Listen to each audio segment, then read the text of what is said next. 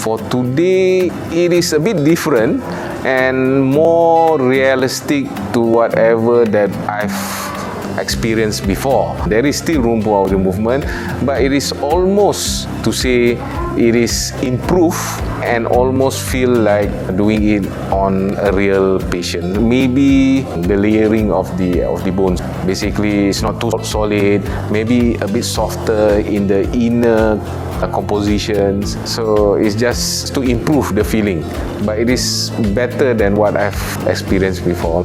For the femur model, it's solid enough. When we were doing actually the infection bone graft with the mallet, so we are malleting it, the bone graft, down the canal, and it gives us a real life experience.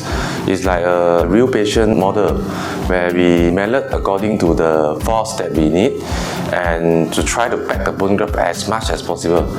So the material is good, it doesn't crumble apart and there is no fracture or anything happen to the model. The importance of this femur model is because it's printed according to the patient's condition or the scenario, so it will help us surgeon in surgical planning and also prepare the material and also do a rehearsal before the real surgery. And because of this model, it gives us confidence when we're going to do the surgery, the real one. What I mean is the real one in the next near future. As for the improvement, I think it's good enough.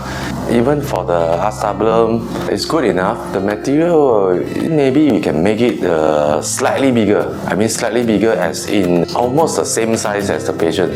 I'm not sure whether the size is actually reflecting the real one, but it appears to be slightly smaller, so we hope it to be just slightly bigger.